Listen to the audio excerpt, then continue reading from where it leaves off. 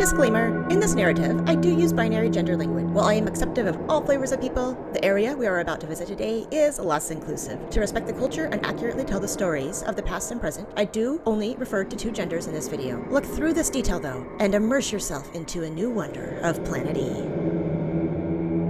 Tucked deep behind this green countryside sits a remnant of a lost ritual, a quest for connection, a fading moment in time.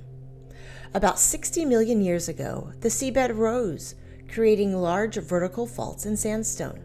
Over time, these were weathered away, leaving large spires of non-volcanic rock, and what we know today as one of the last remnants of the Pangean associations. Cool! Meteora was a secret that was hidden even from the Greek myths, quite possibly to hide its sacredness and richness of life and fertility.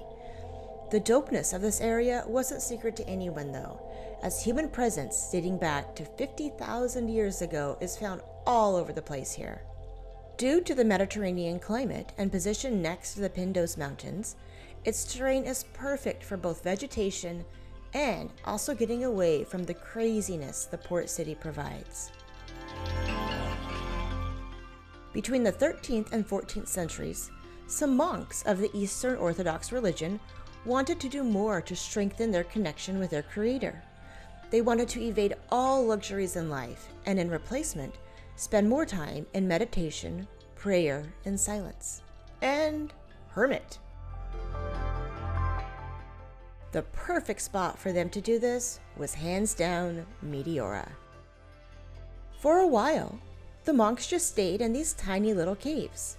They would bring a single ladder and walk up the wall, or climb up the wall if there wasn't room for the ladder. All of their supplies were carried up by hand. In these little caves lives the last and oldest hermit monk.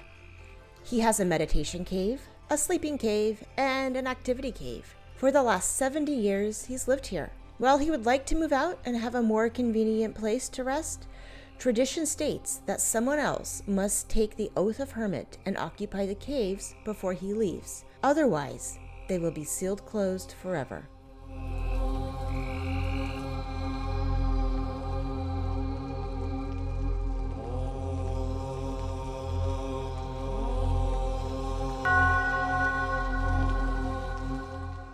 It wasn't until the Ottomans started to invade Greece did the monks start to elevate themselves even higher from the caves and start to build establishments on top of the rocks. At its peak in the 14th century, there were 24 monasteries, all housing between 2 and 10 monks. Now we are entering the monastery of Valarm. This is one of the oldest monasteries and currently houses 5 monks.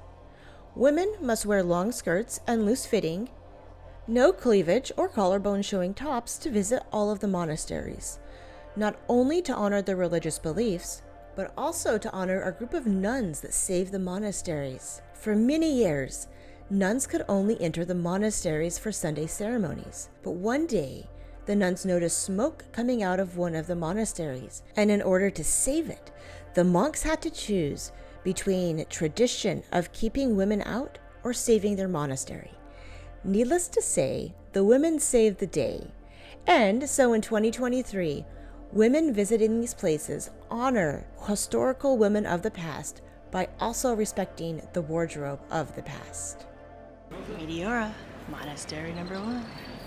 It's pretty cool here. Check this out. In these monasteries, photos and videos aren't allowed in most of the sacred places. I have tried my best to respect these wishes, but also share some of the spectacles in these tiny little areas before I saw the no recording sign.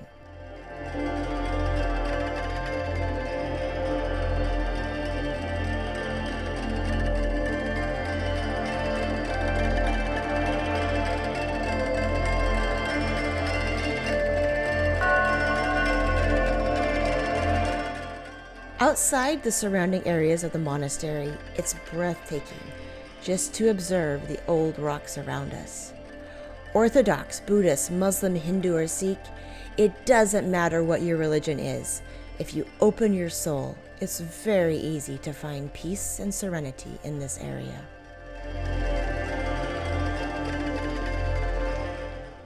Throughout the years, the monasteries started to decline and were abandoned.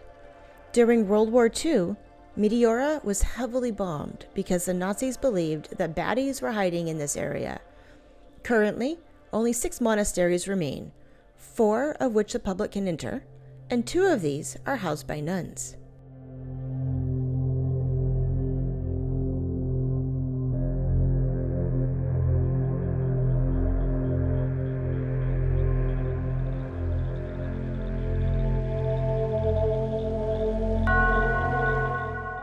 While I usually try to keep people out of my videos, our tour guide was a fabulous human, and I wanted to remember her by placing her as a little fairy as we walked through the Greek forest between monasteries. As some of you may know, also sharing the name Meteora is Linkin Park's 3rd album.